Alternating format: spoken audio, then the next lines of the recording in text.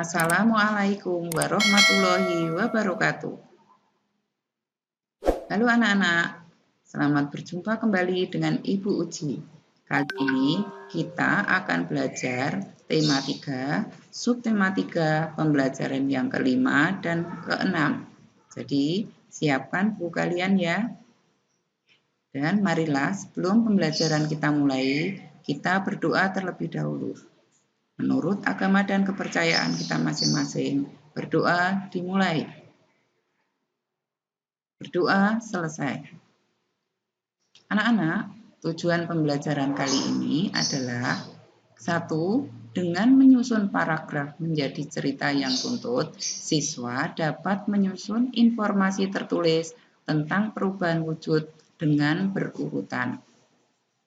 2. Dengan memasangkan kata dengan arti yang sesuai, siswa dapat menjelaskan makna atau istilah yang sesuai yang berkaitan dengan perubahan wujud dengan tepat. 3. Dengan menyimak penjelasan guru, siswa dapat memahami konversi satuan baku dengan tepat. 4. Dengan melakukan pameran, siswa dapat membandingkan tugas masing-masing individu selama pelaksanaan pameran berlangsung dengan baik. 5. Dengan menyimak penjelasan guru, siswa dapat mengidentifikasi satuan baku dengan tepat. Dan yang keenam, memasangkan gambar jam dengan jarum jam yang sesuai.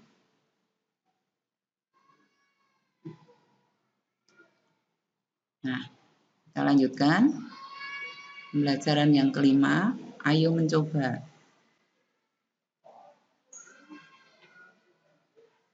Anak-anak, kita perhatikan. Yang pertama ya, pernahkah kamu melihat atau menggunakan kapur barus? Kapur barus dapat dijumpai sehari-hari. Bentuknya bulat dan beraneka warna. Apakah kegunaan kapur barus? Yang kedua, kapur barus digunakan untuk menghilangkan bau yang tidak sedap. Biasanya diletakkan di lemari di sela-sela pakaian atau di kamar mandi. Berikutnya, apa yang terjadi pada kapur barus? Lama-kelamaan kapur barus akan mengecil dan habis. Apa yang terjadi? Yang keempat, kapur barus lama-kelamaan mengecil dan habis karena terjadi perubahan wujud pada kapur barus. Perubahan wujud dari padat menjadi gas. Perubahan wujud dari padat menjadi gas disebut menyublim.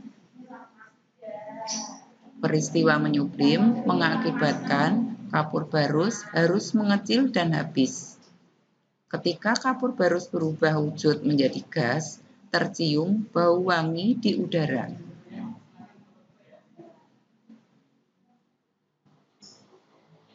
Nah, tahukah kamu perubahan wujud juga terjadi dari benda gas menjadi benda padat? Perubahan wujud benda dari gas menjadi padat disebut menghablur atau mengkristal. Jika kita tinggal di negara 4 musim, maka akan melihat embun beku di pagi hari di musim dingin. Embun beku tersebut seperti kristal es yang menempel pada tanaman. Hal ini terjadi karena uap air di udara yang berwujud gas berubah menjadi padat. Lanjutkan anak-anak, ayo berlatih. Perubahan wujud sudah dipelajari pada pembelajaran sebelumnya. Nah, sekarang pasangkan kata-kata berikut ini dengan arti yang sesuai. Nanti kalian dapat berlatih sendiri ya anak-anak. Mencair itu apa? Membeku, menguap, mengembun, dan menyublim. Nah, ini. Sekarang kita perhatikan. mencair.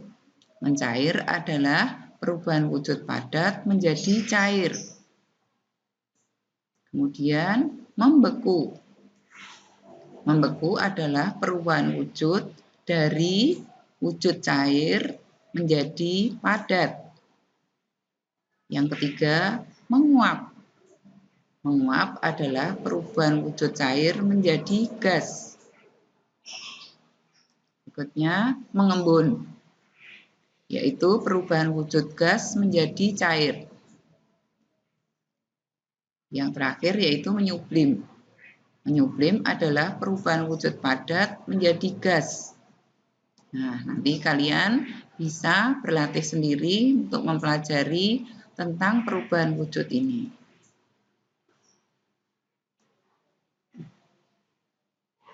Kita lanjutkan. Ayo berkreasi. Agar es krim tetap membeku tanpa menggunakan mesin pendingin, Ayah Siti menyimpan es kering di dalam kotak penyimpanan es krim. Nah, perhatikan gambarnya ya anak-anak. Nah, Ayah Siti membeli 1 kilo es kering. Setelah 3 jam diletakkan di tempat terbuka, lama-kelamaan es kering mengecil dan ada yang menghilang. Mengapa? Ternyata terjadi peristiwa menyublim pada es kering tersebut. Ketika ditimbang, es kering yang tersisa adalah 400 gram. Berapa gram es kering yang telah berubah menjadi gas? Nah, penyelesaiannya atau jawabannya adalah berat es kering yang mula-mula 1 kg, ya, kemudian sisa berat es kering setelah 3 jam, yaitu 400 gram. Jumlah es kering yang menyublim adalah 1 kg dikurangi 400 gram sama dengan 1000 gram dikurangi 400 gram sama dengan 600 gram. Jadi, es kering yang berubah menjadi gas adalah 600 gram. Samakanlah satuan berat samakanlah satuan berat jika menemukan satuan yang berbeda ketika menghitung. Jadi kalian dapat menyamakan ya satuan-satuan yang harus kalian hitung.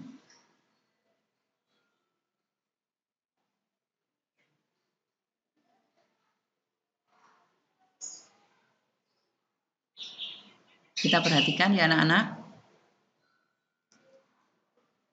Nah, gambar kita perhatikan, kemudian kita lanjutkan. Banyak ragam perubahan di sekitarku. Hari yang ditunggu telah tiba. Kelompokmu akan memamerkan hasil pekerjaan kepada teman-teman yang lain. Bersiaplah untuk mempresentasikan hasil penelitianmu. Penelitian tentang perubahan wujud pada proses memasak makanan. Undanglah teman-temanmu dari kelas lain. Jadi, teman-teman kelas lain dapat melihat hasil penelitian kelasmu.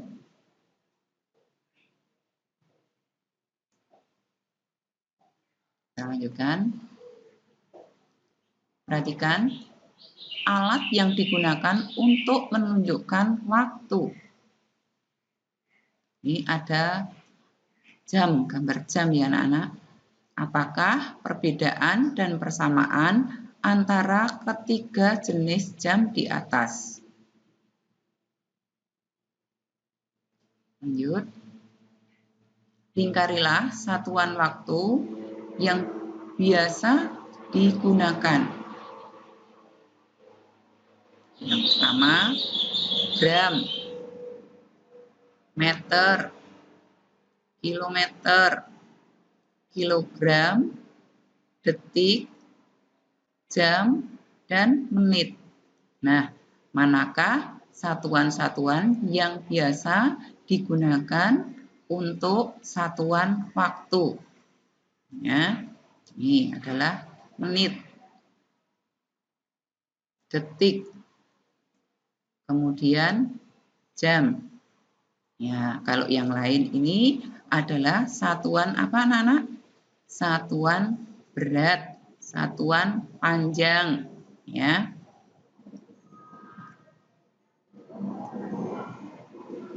Nah, sekarang kita perhatikan gambar jam berikut ini. Pasangkanlah jam dengan waktu yang sesuai. Kalian perhatikan. Kalian bisa berlatih untuk memasangkan jam yang sesuai dengan waktu. Nah, yang pertama adalah pukul 7:40. Ya, perhatikan jarum jam panjang dan jarum jam pendeknya. Ya. Kemudian gambar yang kedua yaitu pukul 1:15. Pukul 1:15 ini bisa juga kita sebut pukul 13:15.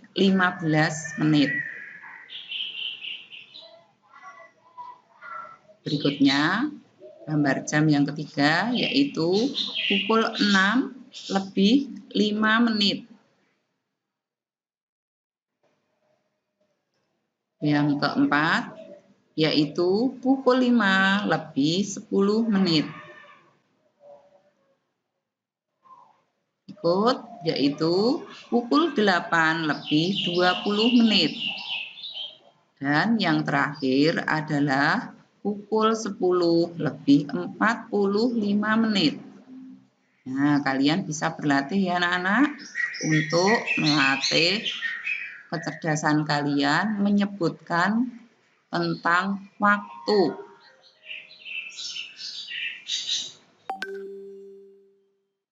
Nah, anak-anak, kalian bisa berlatih lagi mengulang-ulang pelajaran yang Ibu berikan hari ini dan tetap belajar di rumah, jaga kebersihan, jaga kesehatan. Ya, demikian anak-anak pembelajaran dari Ibu. Terima kasih dan wassalamualaikum warahmatullahi wabarakatuh.